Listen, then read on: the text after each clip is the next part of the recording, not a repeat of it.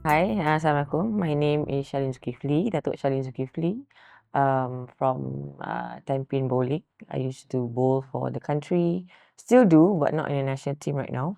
I've been bowling for 30 years for Malaysia and still continue to do so, yeah, for near different capacity, yeah. I was born on 28th of March 1978 in North Islington, London, because at that time my dad was studying taking his degree in UK, and my mom was there as well with him. So I was born there. But probably stayed there for like 5 years, no, 2 years, because my dad was still a student. So it was very hard for them to juggle. So my aunt came to the UK, and I stayed with my aunt until my dad graduated, and then yeah, they came back. Yeah, after that, yeah. Oh, I'm an only child. So I have no siblings. Me, myself, and I. So my childhood was like pretty busy, because it was juggling between studies and sports training. So my normal daily routine would be like, I wake up like 5 o'clock, get ready for school. I would take the bus mini, the pink bus to school. When I was in secondary school, when I was primary school, I started taking normal public transport when I was standard 4. Because my mom was working, my dad was also working, so it was a lot easier for me just to take the bus back and to and from school. So I took the bus from my house to school in the morning, and then I would usually bring my training gear with me, my clothes with me, because right after school I'll take 2 buses. At that time, Ho bus, the green bus, from my school in Bandaraya Girls' School, which is in Pudu, to Kota Raya, and then from Kota Raya take another bus to Asia Jaya PJ. Before that, that was when I was training in Ken Bowl in Asia Jaya, which is now Plaza Lian Ho. But before that, I would also I started training in Federal Bowl, which was like 20 minutes walk from my school. So I just walk from my school to Federal Bowl and hang out there and wait there for my parents to finish work. And then we'll meet up there, and then we will have dinner. Then they'll bowl, I'll bowl, and then training. And then after that, we have dinner and like sometimes supper after the bowling got done. And then go home and sleep, and like, or while waiting for them, I'll do my homework. When I was in secondary school in Ken Bowl, I would come to the bowling center, and there's like this table number 1 in front of the TV.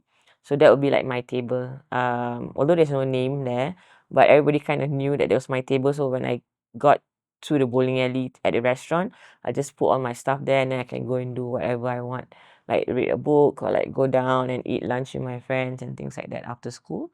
But yeah, I just put my books there. Usually nobody will sit there or anything like that. So yeah. So it was kind of hectic, juggling between studies and also sports, but I loved it because it kept me busy.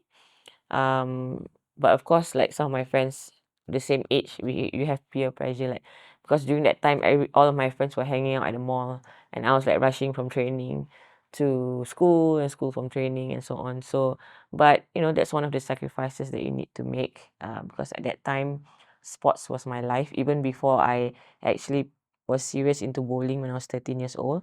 During school, I was always active in sports. I played like all different sports like netball, volleyball, chess, badminton, ping pong. But I chose to focus on bowling when I was 13, because me and my dad, my late dad, had a discussion and said, oh, at that time we didn't have any sports school, not like Bukit Jalil Sports School. So I was just in normal school, Bandari Girls' School, behind Times Square now.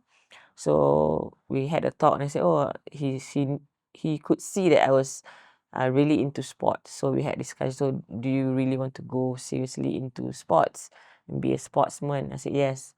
So then he said, what is your ambition? So I said, at the top of my head, I said, oh, I want to just become a world champion. So okay, so let's see what sports you can excel in, because I'm vertically challenged, so I can't play certain sports. So I'm like, okay, then we kind of sat down, did some research, and found out, okay, maybe we can focus on skill sport, since I wasn't that tall. So that's why among the sports that I was playing, then I was like, oh, why don't we just try bowling? Because they were bowling at that time. They were bowlers first before me.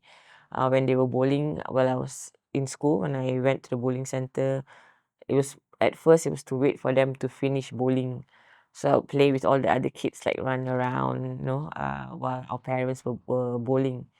So one day I just decided, okay, I got tired of running around and playing with my friends. So I decided, okay, let's just try and throw one ball. I took a lane next to them, so I tried and threw a few shots, and then went to the gutter. And I was like, I got upset at that, and I'm like, "Ah, that can't be like, because I was very competitive when I was young. So I'm like, okay, I need to try and find a way to get it to strike, or get the ball on the lane. So that kind of kept me going. And then every time they would train, I would train next to, they would play, I would train next to the pair of lanes that they bowl on. So it just, I think the difficulty of the sport made me want to learn it more. So I got better and better, and I got more focus at a very young age. And yeah, was able to achieve what I've achieved so far. Yeah. It's either bowling alley or my mom's office, which was at TB3. Yeah, so it's those two. My husband, okay, both of us are bowlers. We met at the bowling alley, obviously. He was my senior. I think actually we first met in Shah Alam Bowl, I think. Because at that time, the Bakat Under 15 program for MSN was based, for Selangor, was based in Shah Alam Bowl. Shah Alam Bowl, Complex PKNS. So he was my senior. So he was the star at that time, because he won a lot of junior tournaments. So he was in the national youth. So I just started at that time. So we started training the same program together. And then, yeah, because I usually, when I was younger, I was very tomboyish. Yeah, I was a tomboy.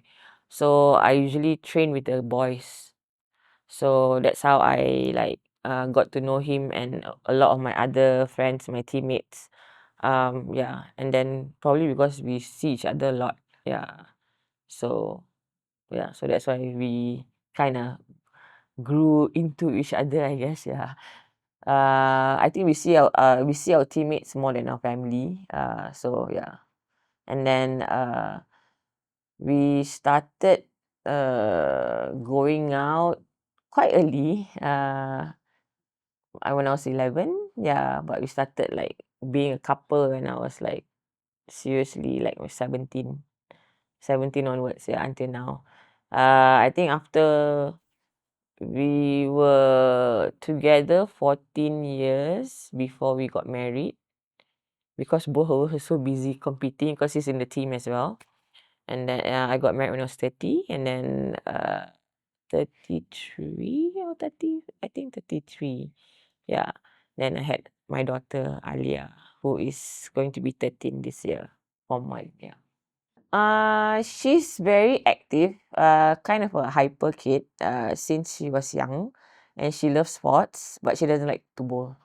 She grew up in a bowling alley when I had my own bowling center before, and we were at the bowling alley every day because I was also helping out, working at our Malaysian Tenpin Bowling Congress as the assistant secretary while I was still in the team. When I was pregnant, yeah, 8 months, I was still bowling alley coaching and things like that. But yeah, she didn't. I don't know. Probably because I don't know where she didn't like it, because she was there every day or what. But yeah, so she likes sports. She plays a lot of sports. She swims. She plays taekwondo. She's grade 2 for taekwondo, and then she plays hockey. Hockey is a passion right now. She plays golf as well. But she kind of follows me. Kind of like her reaction time is kind of slow, not like her dad. So she has to play certain sport where she is the one that is in control, like hockey, like bowling. We are the one that throw the ball and do the execution. Yeah. instead of like, for example, like basketball where you have to react to your opponent. Yeah. So the last 3 or 4 years, she's been really active into hockey. She plays for a club, Storm Academy Club. So she's been playing for school, MSSD, and so on. So yeah, for now that's her passion. So we just support her. Unfortunately, not bowling, but yeah, That's so awesome. yeah, yeah. As long as she plays sports, we're fine. I told her like, okay, if you don't pick bowling, it's fine, but you have to play sports because sports develop a lot of good characters for kids and so on. So I want you to play sport. So yeah, she picked herself. She picked hockey herself because at her school, her teacher was an ex-national junior hockey player. So he kind of like put that interest in all of the kids at her school, in her primary school. So yeah, she picked it up and she liked it. So she's playing, yeah, hockey now. Okay, because I started young, I started like really focusing on like really seriously training intensively when I was like 10. So when I was 10, then I started like most kids at that time, bowling is not like how it is now. It was like a kind of like a part-time sport, kind of parlor game. People would smoke and would drink beer at the bowling alley. Now bowling is like a legitimate like sport, serious sports. So at that time, normally other bowlers would train like 3 times a week, but I would train every day. It's like almost yeah, Monday to Sunday or Monday to Saturday. So and I would train twice a day on top of my normal training, my normal like bakat training and things like that. So I kind of progressed a lot faster than everyone else. So when I started, I was like 9.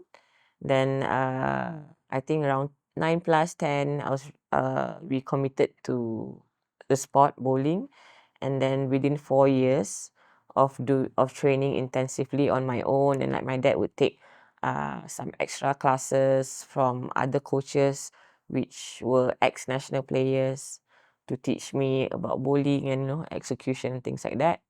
So within 4 years, I was able to make it to the national team. And my first competition that probably that kind of like put me in on the map was probably winning the national championship when I was 14. Still the youngest until today. Beating all my the seniors in the national team, and then winning the Malaysian Open when I was 15 or 14, around there. And then I won Sukma, my first Sukma, for the sport of bowling in Johor. I won 4 golds, 1 silver, 1 bronze, I think. Yeah. So then I got picked for the national youth team by the head coach at that time, which was Sid Allen. Then my first assignment was, I think, in Mexico, World Youth. I didn't do well. I didn't do well because at that time, like, okay, I was good nationally, but it was my first outing uh, outside of Malaysia. So when I went there, because we bowl different oiling patterns and things like that, oil on the lane. So when I went there, I was like, I did like really bad, like miserably. So then I was like, okay, I need to do better. So we went back and we changed some parts of my game. Like I used to throw the ball not so fast. And then I changed to increase my ball speed and my technique. And so we worked really hard. And then I could see the success coming after that. And my first competition representing Malaysia for the seniors was in the 1993 SEA Games in Singapore. And I won 2 golds, I think, 2 or 3 golds at that time with my seniors. And then I started picking up my momentum after that, and then winning the World Championships and winning 1994, the year after the SEA Games. I won my first 2 golds, I think, for the Asian Games. So that's when I won the Asian Games. That's where I really like stepped up into the senior team, and yeah, and my career started like booming right after that. Yeah. Well, I was very competitive as a kid, and like especially into sport. So I just hated to lose. So I would like whenever like the way my dad trained me, because he would read a lot of like sports sports psychology books and like self-help books. But at that time I was only like 10, 11, so it's too heavy for me to read on my own. I probably won't understand. But he would read that and then he would explain and apply it to me. So we did a lot of trial and error things, and then like I would train a lot, usually like more than what is needed, so that I could catch up with my seniors at that time. And then I would do a lot of extra things that all my peers were not doing at that time, like working out, like focusing on my mental game. A lot of people just focus on their physical game, but not the mental side.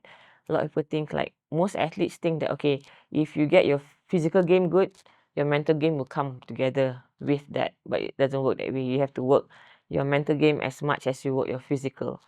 So I did that, and I think because I did that like very focused and very intense at an early age, I was just absorbing everything and I was able to apply it to trial and error, and like everything seemed to work, and I was very motivated and focused. So um, success came fast, and not easy but fast. Yeah, fast, but because I wouldn't say easy because I did a lot of hard work to get there.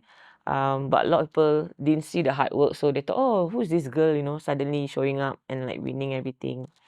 And because I train a lot more than my peers and train smart, so I was able to get ahead of them. Like my dad would say, okay, if you win, for example, like when I won my first national championship when I was 14, then after that I was like, okay, what next? So I'm like, okay, I'm gonna win, like make it two back to back and things like that. So those are the things that we would strive for, like motivate me.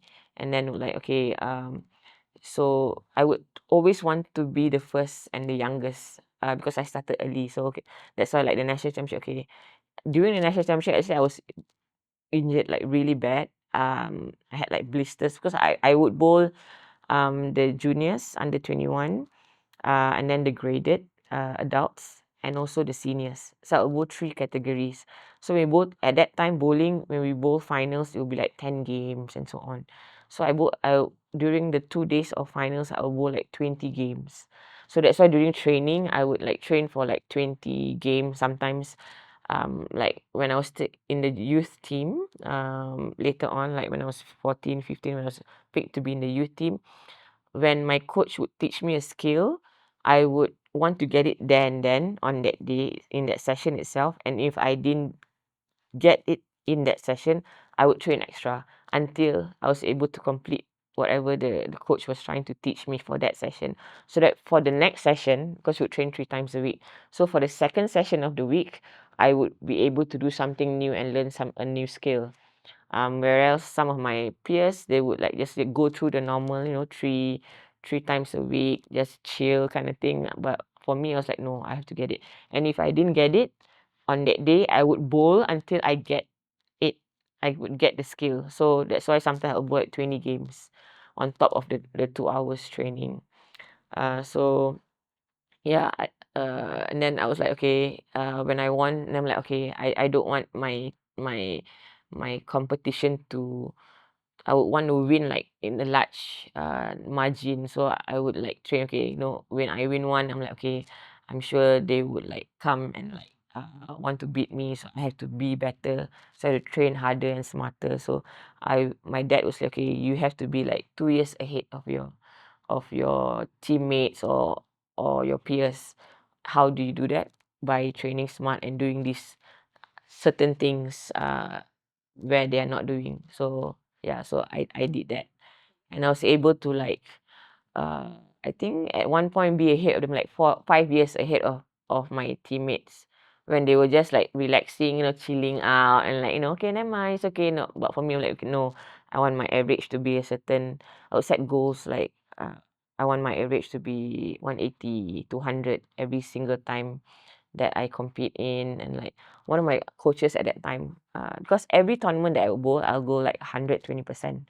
I didn't know how to pace myself and control, so um, because I was young, so I would just go all out every single tournament, but I will be tired at the end. So one of my coaches actually, after the SEA Games, when I was like probably 16, 17, Eric Jang, he told me like, okay, Shalin, you're good and everything, but you cannot give 120% every single tournament that you compete in. That's why you always like towards the end of the competition, like when we bowl official games, we bowl like 6 days of finals. So at the end, during the Masters, I will probably be like burnt out, because during the team event, I will like go out and shout and things like that, because I'm very aggressive when I bowl. So he told me like, okay, you must learn to win even when you're not at your best. So when you're at 80%, when you're at 60%, you must learn to win when you're at 60%. That's when you know you're good. So because you're not going to be 100% every time, every competition you go to. So I kind of like learned to do that. So yeah, so then I was able to like kind of like conserve my energy a bit, and like have a new approach to my mental game when I go for different competitions. Yeah. So among, I think the first, like I mentioned just now, Sukma was like one of the competitions that actually, Sukma and the national championships when I won was like eye opener for not only me, but only also for the seniors in the team. Like, wow, who's this girl? Suddenly out of nowhere beating us. And plus at that time I was like really aggressive. So I was like shouting when I strike and things like that. At that time, nobody did that. That's not the norm. But now in bowling, everybody shouts when they strike and things like that. So and I would write down a lot, like jot down every single thing that I did, like in training or when I compete in competitions, like, okay, what score I had, okay, so how many open frames I had and things like that, so that at the end of the competition, whether I win or lose, I'll be able to analyze my game. Okay, probably I made a lot of mistakes, like uh, through a lot of splits or things like that. So what are the changes or improvements that I need to make for my next competition? And I would write down, like, for example, like what ball I use each competition that I go to, the bowling center, what surface the bowling center had, how many lanes and things like that, or certain characteristics, like for example, like when I was older, like when you go into a bowling center, uh, different parts of the bowling center plays differently. So sometimes you play smaller number, like lane 1 to 10, it'll be oilier. When you play in the center of the bowling center, it'll be like drier because the entrance is there, the door is there. Then when you play towards the right side, probably, or the bigger number of the bowling alley, probably it'll be different as well. So I learned to do a lot of those things through my seniors, through just reading a lot, and on my own, and also what my dad helped me with. So I was able to like win the national championships, and then the SEA Games. I think among my most memorable tournaments would be like the Asian Games. All my Asian Games I've competed in. I don't know how many, maybe 6 or something like that. SEA Games quite a lot, like 13 or something, because I started early. So I think SEA Games is one of the competitions that I really look forward to. I really like bowling in the multi-sport games, because when you go to multi-sport games like SEA Games, Asian Games, Commonwealth Games, that's where uh, your your wins matter, not only to your sport but also to the whole contingent and to the country. Where else, if you win world championship, yeah, it's nice, but it's just it is for you and for your country, but it's more for your individual sport. But when you win in a multi-sport game, it's like the whole contingent like celebrates you. Hey, hey, whatever target we set, okay, everybody will try and get to that target that's set by MSN, KBS, and so on. So I always get very extra motivated and for multi-sport games like SEA Games and so on. So that's why every SEA Games I get very excited, and like I think that throughout my 13 or 11 SEA Games from Singapore and so on, I've won like 20 goals. In the Asian Games, I won like I think 5 or 4 goals. Yeah. So every Asian Games as well, like have different memories and different things that uh, I like and I love about them. Like for example, like in Doha or Incheon, I was the flag bearer. At that time, not many females were flag bearers for the whole contingent for the march past. So I was like, okay. As I was looking at, okay, one of the things that I would like think about, like small things that people probably didn't really think of. So I was like, oh, okay. I'm like, okay, wouldn't it be cool if we had like a female sports person that's actually like the flag bearer. So like, okay, that's what I want to target to be. Okay, the flag bearer. Now I was able to do that, and then during '98 Commonwealth Games, first time bowling was included in the Commonwealth Games. And I was like, oh yeah, okay. Wouldn't it be nice if I was like the athlete that was chosen to read the oath, athlete's oath. Then I'm like, okay, then I worked towards that, and then alhamdulillah, I was able to achieve that, and it was a big day for bowling when I was reading the athlete's oath for the Commonwealth Games, because it's the first time bowling was in the Commonwealth Games, and the bowler was able to do that in the multi-sport games, because Commonwealth Games is the second largest multi-sport games after the Olympics. So those are some of the memories, like fond memories I have uh, of competing, and also being in the contingent and representing Malaysia, yeah, over the years. So MAIS is Malaysian Athletes Career and Education, Secretariat Kejaya Pendidikan Atlet. So it was actually established in 2006 or 16. But at that time, it was just a department in MSN. But in 2019, it became a full-fledged secretariat, separate. So we have our own, like we have a bigger staff and things like that. So I've always been, my parents usually like, they were like really, the way they taught me since I was young was like to always voice out your opinion and things like that. So when I was an athlete, I was always very vocal compared to other athletes. I always had my own opinions and things like that. So I don't know, karma or just naturally the progression.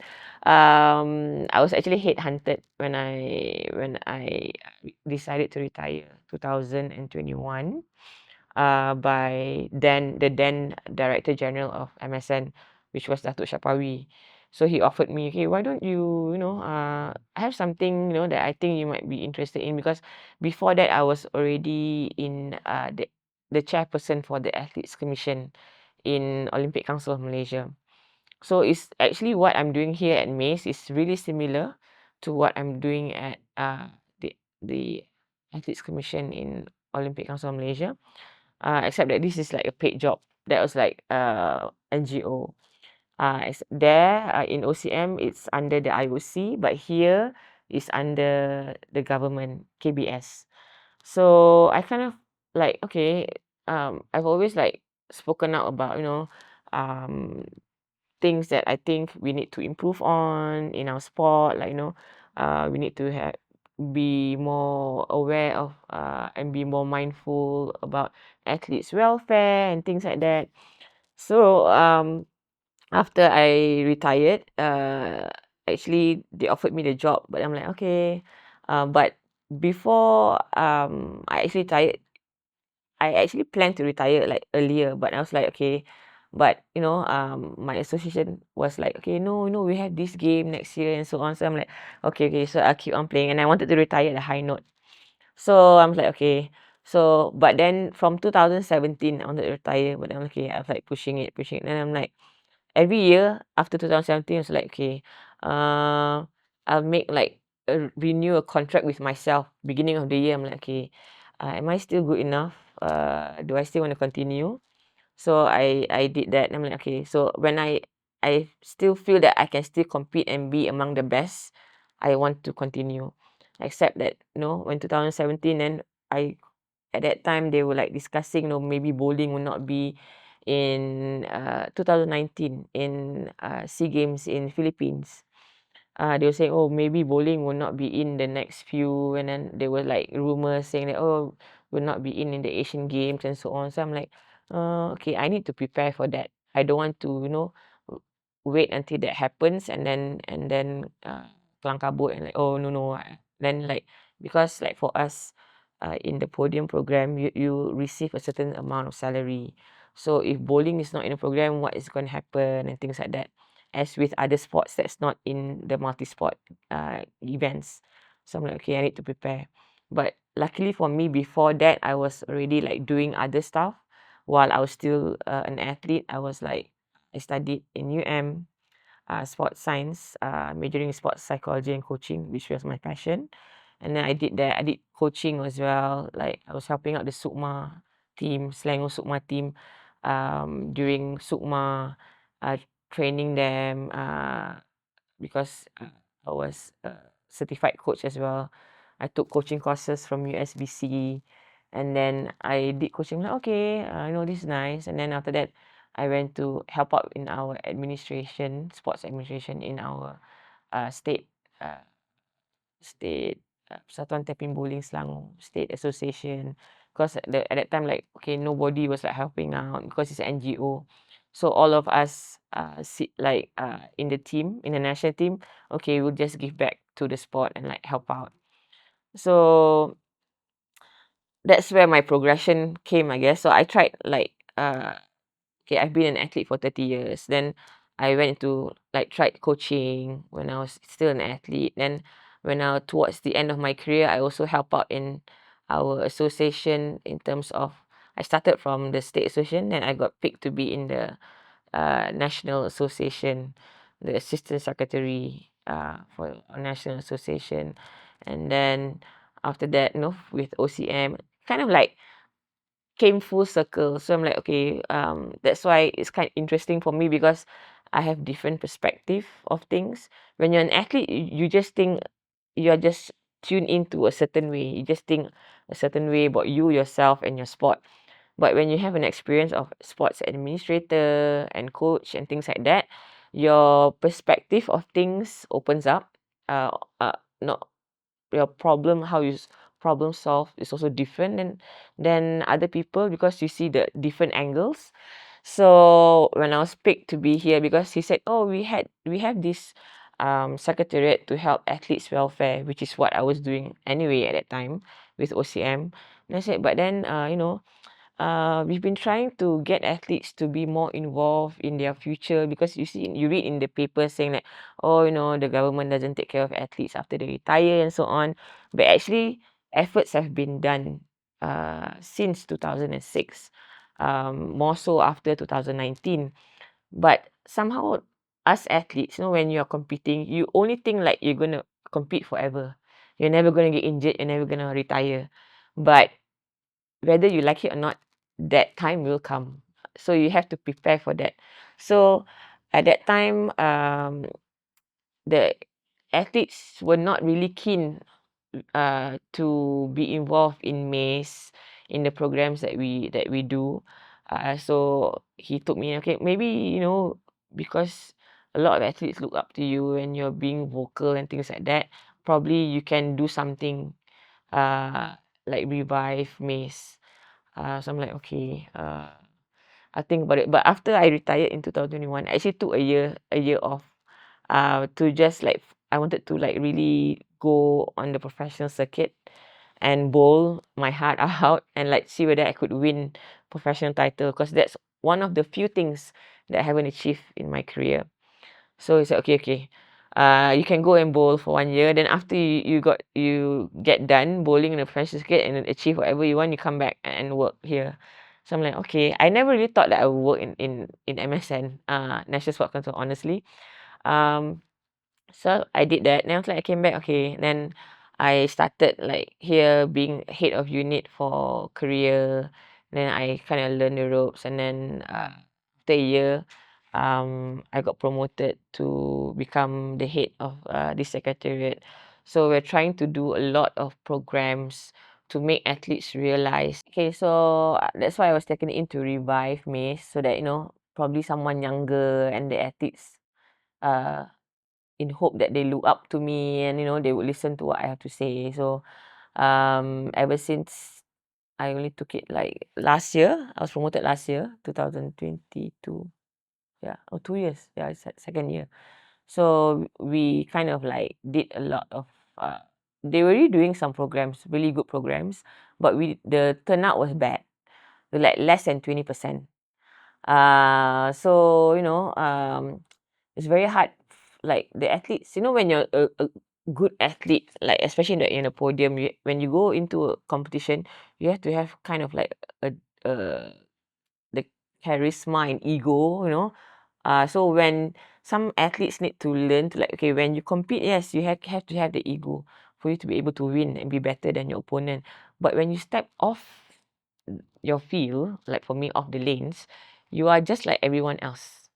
So you need to balance and prepare for your future, like how you prepare for competition. A lot of athletes, they forget that.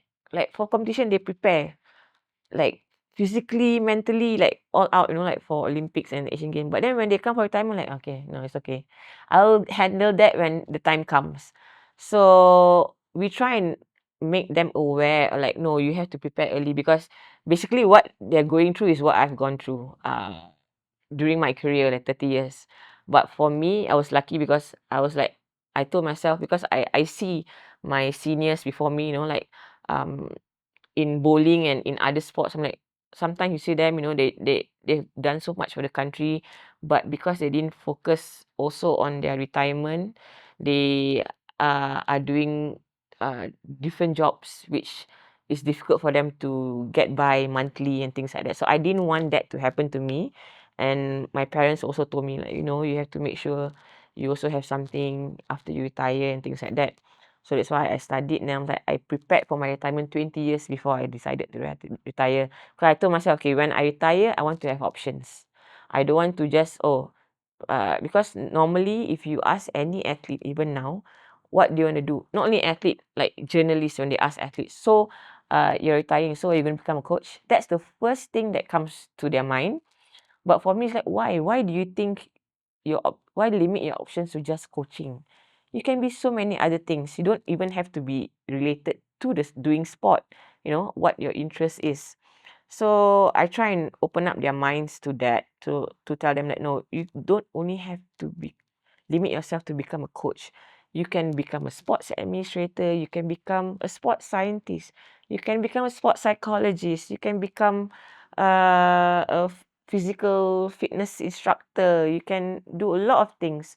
Don't limit yourself to just coaching. And then we did a survey 2 years ago to ask the athletes, because we want to know what actually their interest is, what they want to do, so that we can curate the programs to suit them.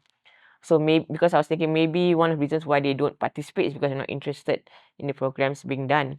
So we did a survey, and then we found out that, okay, like about 80% wanted to become coaches. So then we asked them, so do you have the qualifications prepared for when you do become a coach after you retire? No. So one of the problems, the gaps that I saw before this was like, okay, when you're an athlete, your salary is based on your performance, based on your athletic career, your athletic achievements. But when you go out, if you don't have a degree, and you don't have all the paper qualifications that's needed to become a coach, you go out, your salary is a lot less than what you were as an athlete. And a lot of athletes think that they can get the same salary when they turn into coaching, because they were ex-national athletes, which is wrong. Because coaching and being an athlete is totally different. Even though you're a good athlete, does not necessarily mean you can become a good coach, because it's a total different ball game altogether. So that's why when we saw that, okay, so we said, okay, we need to prepare them. So starting this year, we actually had our first session where we worked together with AKK, Academy Kejurulatihan Kebangsaan, National Coaching Academy, and with Datuk Marina Chin, actually. and Afzan, who's also both ex-national athletes in athletics and in netball. So I said, okay, come, let's help this athlete. So we actually conducted a session where 70 athletes, I think, 70 athletes attended, and we gave them the first sports science level 1 coaching for those athletes that's in the program and who just retired. So if they decide to become a coach, at least they have the sports science level 1. Because to become a national coach, you have to either have a degree or sports science level 1 and 2 or 3 national coach. The highest you can go is 3, and then even if you have a degree, it's just equivalent to sports science level 1. So you still have to get level 2, level 3, and then you have to have your specific coaching thing, certification and things like that. So that at least you can get a decent salary. So that's what we did. And then we're going to have 2 sessions this year. We're having another one in May. So those are among the things that we try to equip the athletes so that when they retire, when they do decide to retire, whenever that is, they have the knowledge and the ability to help themselves. We don't want because they can't expect to get handouts after you retire and things like. No matter how you would love that, but it's not healthy, and at the end of the day you are responsible for your own future. So we are trying to teach them that be accountable for your own future, like how you prepare for, like I said, how you prepare for competition, that's how you must prepare for your retirement. And a lot of them, like the IOC actually did a survey, and they found out that a lot of athletes go through depression the first 2 years after they retire, because they feel a sense of loss. The sense of belonging to something is lost because they're so used to regimented training and having schedules. Then suddenly after they retire, like, okay, I'm so free. I don't know what to do. They don't have a sense of direction and things like that. So we try and help them, assist them in that way. And if they want to because we have 3 departments, 3 units in MACE. We have education, career, and welfare. So for education, we help them with if any of them want to continue their studies in local universities, in whether it's private university or government universities, get them into those universities through the athletes path. And then if they are interested and they're younger, going to sports schools, the state sports school and also the national sports schools. We have 5 in Malaysia. Bukit Jalil is one of them. And then we also help them get scholarships, process their scholarships application to KPT, KBS, so they can get scholarships for their studies. That's for career. We, like, for some of the athletes, we notice that it's struggle for them to get into university because they don't meet the minimum requirements, the 3 credits. So as we know, like BM and sejarah is kind of hard for SPM. So we did like workshops for them to prepare them for SPM, tuition. That's how detailed, like how much we go into. And then like for career, we link with companies that's interested to hire athletes, whether part-time or full-time, so that when you stop, when you retire, you have some job experience. We work really well with like the 2 years, the past 2 years, like Decathlon, where the companies that we work with offer um, really flexible working hours for the athletes so that they can still compete and be a national athlete while working dual career, which is what the IOC is actually really pushing. Because Malaysia sometimes they will also only think like, okay, you can only have one career.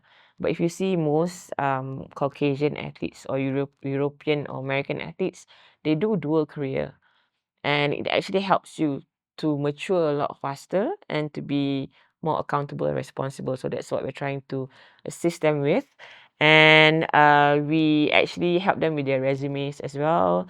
And the other things that we notice is like some soft skills that they're lacking in, or some simple stuff that actually graduates, when they graduate from university, they don't really think about, um, because they already have that knowledge in the when they're studying in university, that some athletes do not, because not all athletes go into university.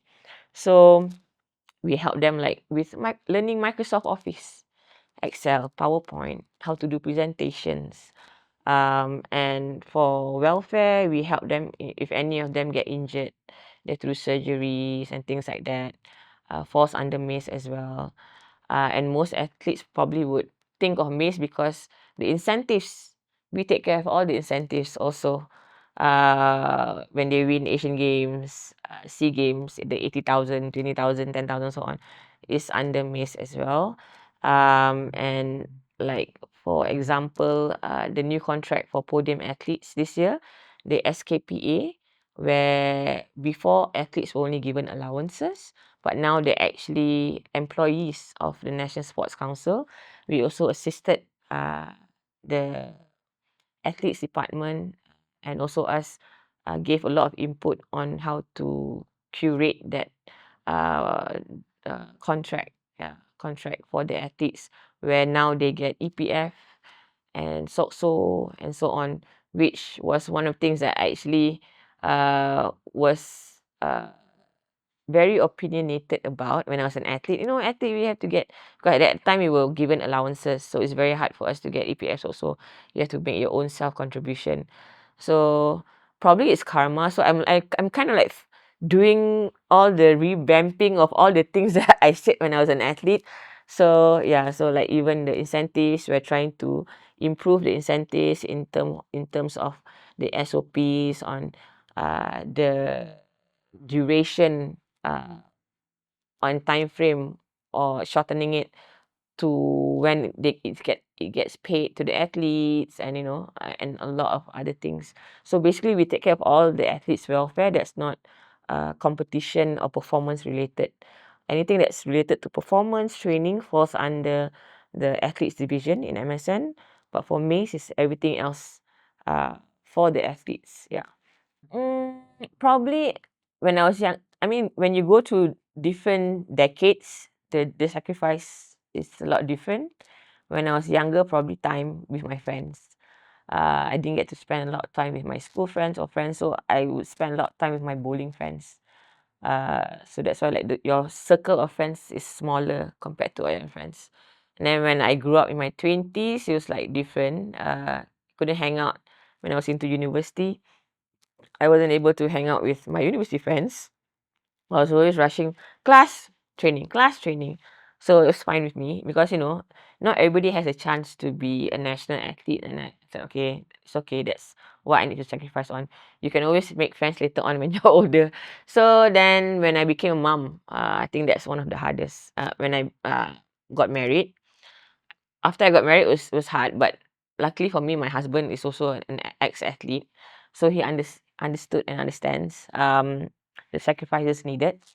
That's also one of the reasons why we got married late, because both of us still competing. And then when I became a mom, I think that was one of the hardest for me, because I had to like when I gave birth to my daughter, when I had to leave my first training session.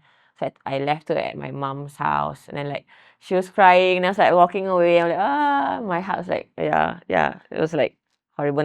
But I didn't want to turn back. I just like walk straight, because I know if I turn back, I'd probably like be in tears and things like that. So after that, then because my coach, I came back quite early. I think like 2-3 months after I gave birth. Then I asked my coach. She's like, "Can I Hollywood? It's like, sir, can I bring my daughter for training?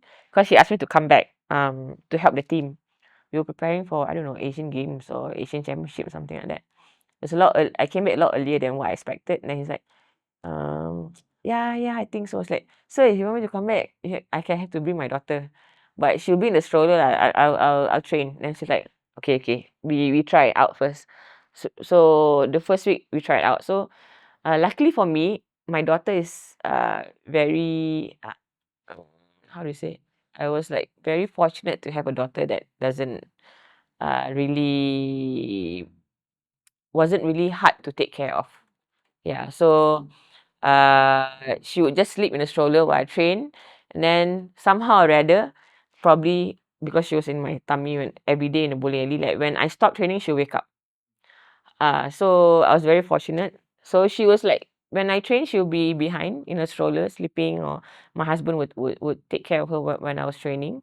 At that time, he was the coach for the national juniors, so we would take turns coaching. So, and then the first competition was the hardest when I had to fly away to compete in another country. Then I had to leave her. I'm like, yeah. So like I miss her. Then like video call. Then I like take my mom's like, okay, don't take your pajamas. Put on her pillow. At least she can have your smell, so she don't miss you. So I would do that, and then yeah, and then as she got older, uh, got better, easier, and then she kind of understood as well.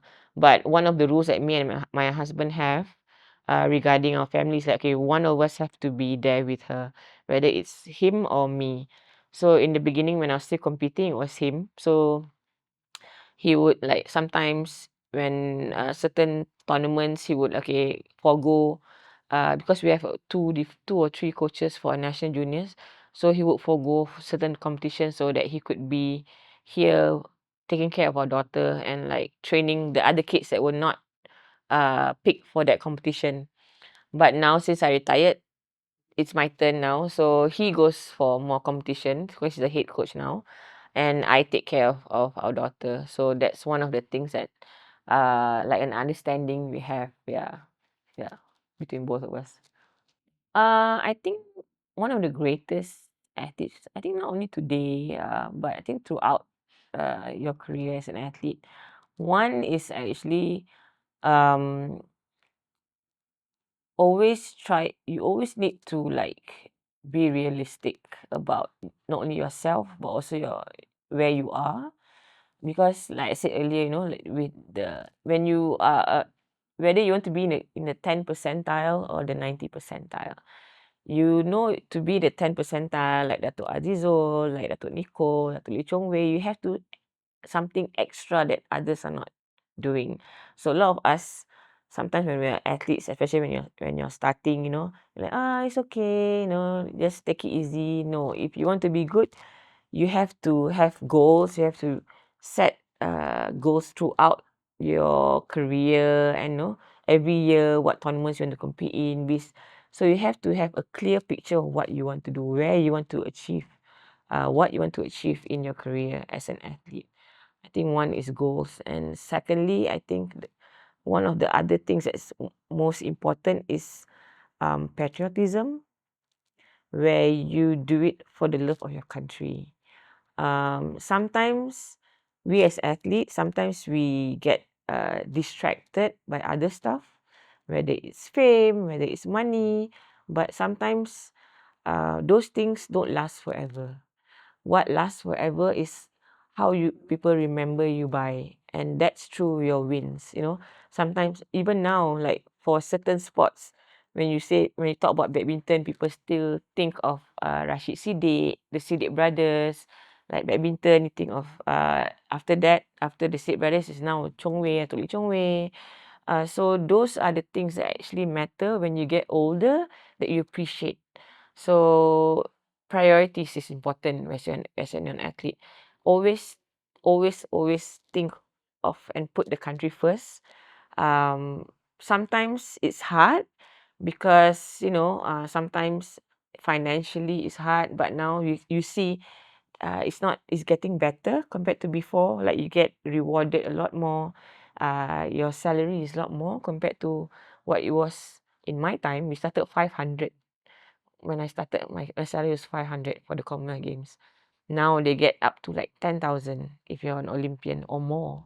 So you get paid really well now. So that's why you also need the third point would be accountability. You have to be accountable for all your actions. In order to become a world champion, you have to think like a world champion, not only on the field but off the field. So you cannot expect people to be telling you, your team to be telling you, hey, you have to go to gym, you have to do this, you have to do that. No. If you see world class athletes, Olympians, they don't need people to tell them to do things. And whether you like it or not, small minuscule things like, sometimes maybe one day you wake up like, okay, I'm so lazy to go for training. You won't be motivated all the time. Like the 30 years I've been an athlete, there's some days where just want to sleep. I'm so tired. But then whenever I do that, because I like to read, one of my hobbies is reading autobiography of other athletes. So I would read autobiographies, and some of the athletes that go through that, I noticed that, so they will write like, okay, how bad do you want it?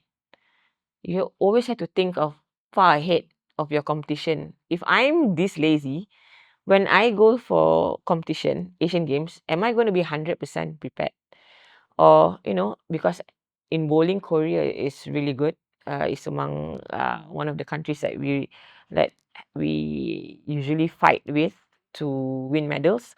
So I'm like, okay, is the girl that I'm competing with in Korea going to be doing the same thing I'm doing now, slacking off in training? No, I don't think so. So those are the things that I keep reminding myself. We have to always remind ourselves, okay, no, you have to do this, whether you like it or not. You have to do it because accountable. Whenever we lose, for example, like in Asian Games during major competitions, you only think of losing because of the thing that you did during at that duration, that one shot you didn't hit, that one shot you missed. But actually it's not during that time, it's the times that before, those times where you told yourself, it's okay, I'll just cut down the reps from 15 to 12, from 1 hour to 45 minutes. Those are the things, that small things that actually uh, uh, add up to you losing that 1 point or 10 points, and so on, in the official games. So that's why those are the things. And I think the other thing is like ego. You always have to know that when you compete, yes, you have to have that certain charisma where you go into the bowling center, you don't have to say anything, you just walk, everybody like, okay, she's here, kind of thing. uh that aura.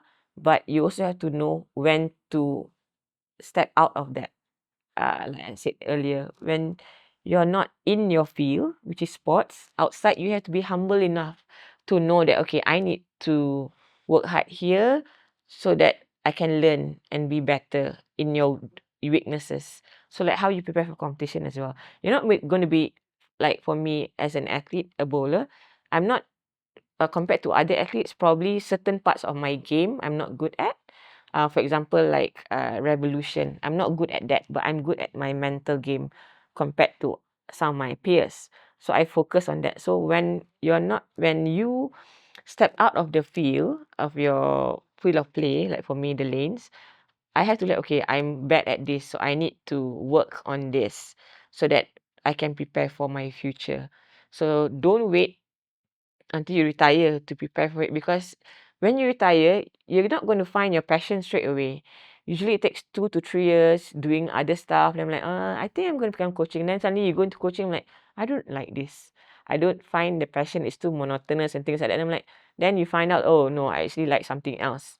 So that's why you need to start early, so that by the time you retire, you just, okay, I know what I want, how to do it, and the transition will be smooth.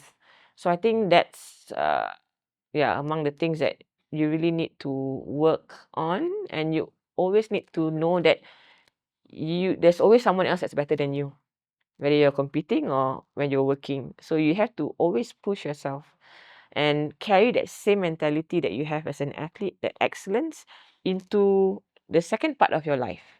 Retiring is not the end, as most athletes think. Retiring is the end of my career, is the end of life. No, it's the start of your second chapter. That can be more interesting than the first chapter. And the first chapter of your life will contribute to your second chapter, because a lot of the qualities that we have as athletes are really good, that employers are actually looking for. Like certain staff that they have, certain traits like discipline and those things. Graduates that freshly graduate from university, they don't have that as much as us.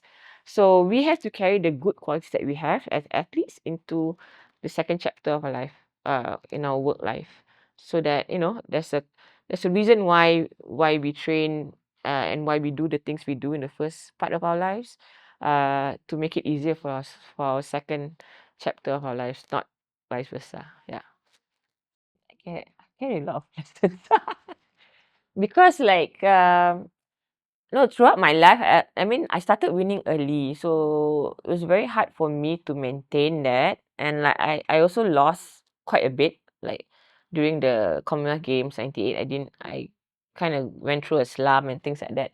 So one of the things that I always tell myself is like, my motto is like, believe in yourself even when others don't, because only you yourself know your own capability or ability, and to always try and improve yourself, no matter how, like I said, no matter how good you think you are, there's always someone better. Like for example, when I went to the professional circuit in the States, because I started going there, I wasn't able to turn fully professional because at that time, if you're fully professional, you cannot represent the country. So I always put the country first. So I will always sacrifice. That's also one of the reasons why I never studied overseas. I just studied in UM because I said like, okay, if I study overseas and then with my competition schedule and everything, I won't be coming back here, to be with my parents. So I'm like, okay, so um I think you always have to learn. You always have to learn and see what works for you. I think everybody's recipe is different, but be open. Be open and don't limit yourself. And I think there's a lot of opportunities for you to do whatever you want to. How you found your passion in sports, that's how you'll find your passion for your second chapter of your life. Yeah, I got a lot of different things because like during '98 Commonwealth Games, I was one of the because I was the athlete that read the athlete's oath. So having being virtue of that, I was one of the athletes that were actually targeted to win a gold. And I didn't win a gold. I won silver and bronze. Actually, silver and bronze is okay. I mean, it's good, still good. But for me, it's like not good enough because I always set high expectations for myself, even more so than what others set for me. So I actually learned through going through that slump. I almost stopped cricket bowling. I kind of like sat back and re-evaluated myself again because after my SPM, I said myself, okay, I want to focus fully to prepare for Commonwealth Games. But not knowing that being too immersed in one thing is not good necessarily. So during that after the Commonwealth Games, I kind of went to a slump, like I doubt self-doubt and things like that. I wasn't winning as much as I used to and things like that. So I had a lot of negative thoughts in my mind and things like that. So actually one of the turning points for me was actually, even though not winning, but for me it was like bad experience at that time, which turned to something positive because that's when I started my studies in UM. So when I started that, I actually started to know the mechanics of things, why we do certain things.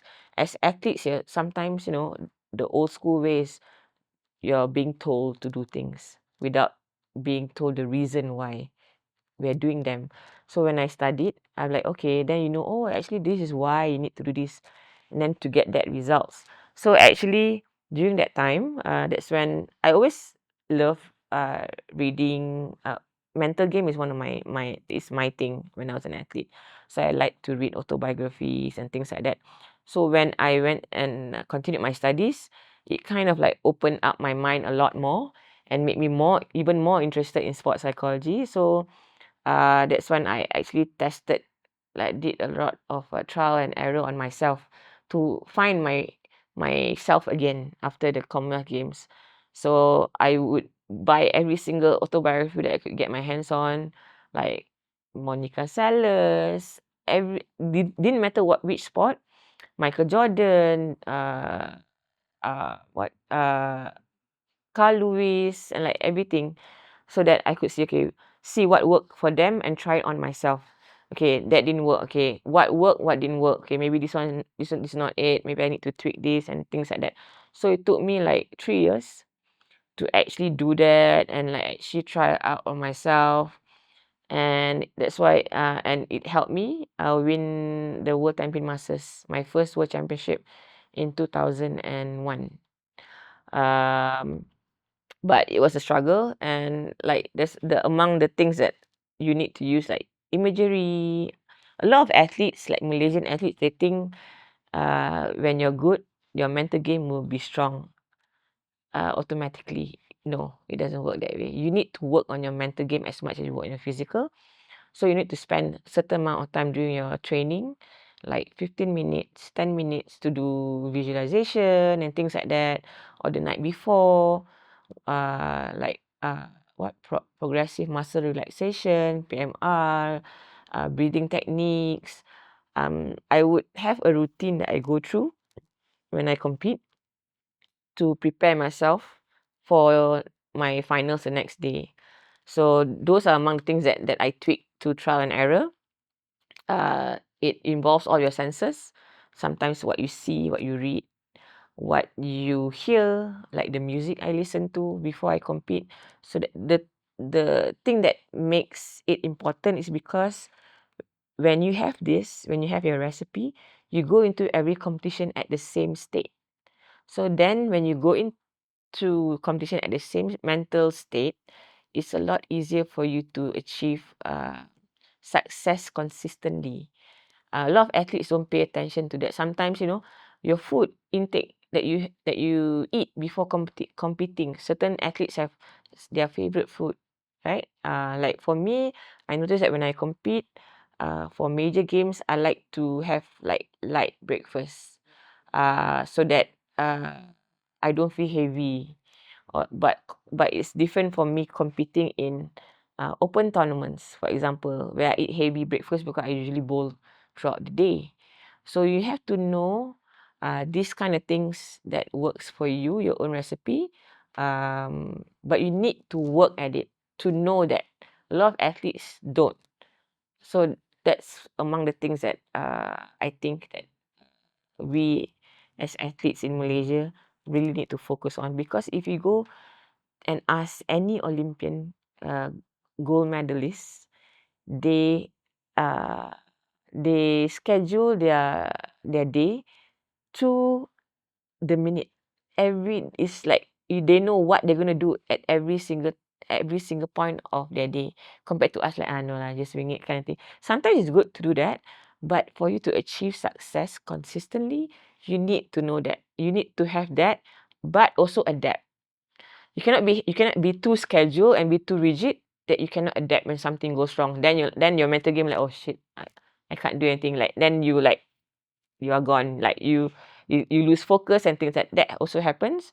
But you need to have a certain system, but adapt to it, to whatever happens on that day. Then you will achieve success. Yeah, in your mental game. Yeah. My hope is one of the things I still have this hope, even though I retired from the national team, is for bowling to be in the Olympics. That is my number one goal. We've been close a few times. Demonstration sport in Atlanta, no, in Seoul, Korea, 1986, 1988, and then in Atlanta, 1996. I was there. We did a demonstration for the IOC, and then yeah, and the last two Tokyo Olympics were shortlisted among the 8, but we're not picked. So I hope bowling will be the Olympics one day, because I think we can do well and we can help win medals for the country, especially gold. Um, One of the few other things that I hope for athletes and for Malaysian sports is so that we, as athletes, right now we can see a lot of improvement. In terms of welfare, we need to step up as athletes and be accountable, and have that winning mentality on and off the field. Because I think when you have that, you'll be successful in life. Whether it doesn't matter sports or doesn't matter anything, you have those same qualities you'll be able to use throughout your whole life. I hope that